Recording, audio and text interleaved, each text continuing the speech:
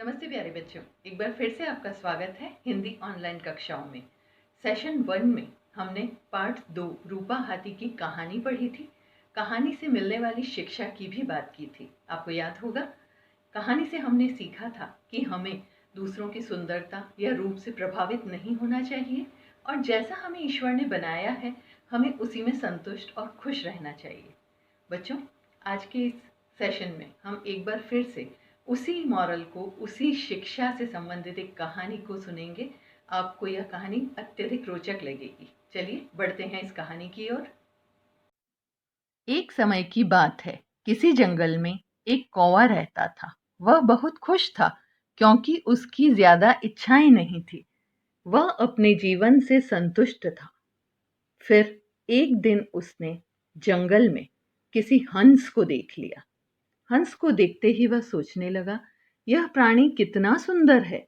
ऐसा प्राणी मैंने पहले कभी नहीं देखा। इतना साफ और सफेद उजला रंग, यह तो बहुत खुश रहता होगा। उसने हंस से कहा, मित्र, तुम इतने सुंदर हो, तुम तो बहुत खुश रहते होगे। हंस ने कहा, हाँ, मैं पहले खुश रहता था। फिर मैंने एक दिन तोते को देख लिया। तोते के गले में वो लाल सुर्ख रंग और उसकी लाल सुर्ख चोंच। सच में तोता बहुत ही सुंदर है। उसे ईश्वर ने 2 सुंदर रंग जो दिए हैं। मेरे और तुम्हारे पास तो एक एक ही रंग है। यह सुनकर कौवे ने सोचा, अब तो अवश्य ही तोते से मिलना पड़ेगा। यह सोचकर वह तोते से मिलने गया। कौवे ने जब तोते को देखा तो उसने तोते से कहा, मित्र, तुम्हारा इतना सुंदर रंग है, तुम तो बहुत खुश रहते होगे। ईश्वर ने तुम्हें 2 सुंदर रंग जो दिए हैं। यह सुनकर तोता बोला, हाँ, मैं पहले बहुत खुश था जब तक मैंने मोर को नहीं देखा था। मेरे शरीर पर तो 2 ही रंग हैं, पर मोर के शरीर पर तो कई तरह के सुंदर चमकीले रंग हैं। सबसे ज्यादा तो मोर खुश होगा। यह सुनकर कौवे ने सोचा, अब तो मोर से मिलना चाहिए, देखें तो सही वह कितना सुंदर प्राणी है। यह सोचकर उसने पूरे जंगल में मोर को तलाशा, पर उसे कहीं मोर नहीं दिखाई दिया। अंत में एक चिड़ियाघर में उसने मोर को देखा, जहां लोग उसकी तस्वीरें ले रहे थे और उसके चारों तरफ बहुत सारी भीड़ थी। यह देखकर कौवे ने मोर से पूछा, मित्र, तुम तो बहुत खुश होगे। इतने सुंदर रंग जो हैं तुम्हारे पास, सच में तुम धरती के सबसे सुंदर प्राणी हो।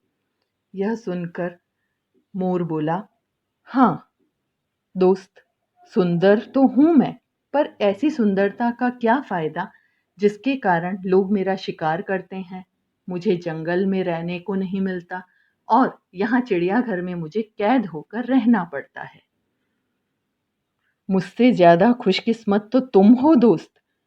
कौवा यह सुनकर हैरान रह गया, क्योंकि उसे मोर ने कहा कि तुम आजादी से जंगल में रह सकते हो। जानते हैं बच्चों, मोर ने ऐसा क्यों कहा? क्योंकि ईश्वर ने मोर को सुंदरता तो दी थी, परंतु वह सुंदरता ही उसकी आजादी को छीन रही थी। इसलिए कौवा, जो स्वयं को बदसूरत समझता था और इस कारण से खुश नहीं था, वह यह समझ गया कि ईश्वर ने हमें जो दिया है, हमें उसी में खुश रहना चाहिए। दूसरों से तुलना करके अपनी खुशियों को कम नहीं समझना चाहिए।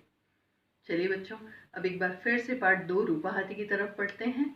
आज हम करेंगे अभ्यास कार्य, प्रश्न उत्तर। आइए बच्चों, अब एक नज़र डालते हैं इन प्रश्नों पर। प्रश्न 1 है, चींची ने रूपा हाथी को रोते देखा तो क्या किया? चींची ने रूपा हाथी को जब रोते हुए देखा तो वह अपने अन्य मित्रों के पास गई और रूपा हाथी के लिए मदद मांगी। प्रश्न 2, आप अपने किसी दोस्त को रोता हुआ देखते हैं तो क्या करते हैं? उत्तर होगा, जब हम अपने किसी दोस्त को रोता हुआ देखते हैं तो उससे उसकी परेशानी का कारण जानते हैं और उस परेशानी को दूर करने का प्रयास करते हैं।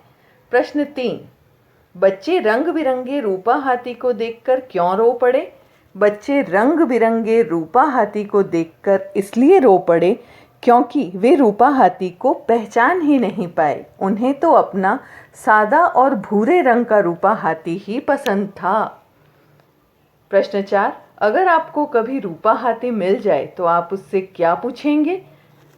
बच्चों, वैसे तो आपको इसका जवाब अपनी कल्पना शक्ति के अनुसार देना है, परंतु मैं यदि कभी रूपा हाथी से मिलूं तो उससे मैं यही पूछूंगी कि उसे अपना कौन सा रंग अधिक पसंद था, सादा और भूरा वाला रूप या रंग बिरंगा रूप। इस प्रकार बच्चों, हमारे ये प्रश्न उत्तर यहीं समाप्त होते हैं। आप इनका अभ्यास कीजिए। इसके बाद हमारा दूसरा शीर्षक है वाक्य रचना। अब बढ़ते हैं उसकी ओर।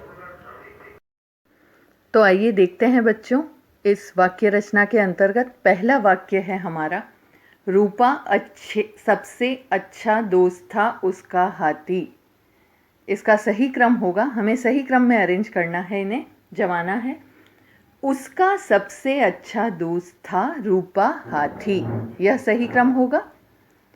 नंबर 2, चहक पूछा चेंची ने कर, चींची ने चहक कर पूछा, यह सही क्रम होगा बच्चों। चींची ने चहक कर पूछा। नंबर 3 है, उदास है रूपा बहुत आज, इसका सही क्रम क्या होगा बच्चों? रूपा आज बहुत उदास है, यह इसका सही क्रम होगा।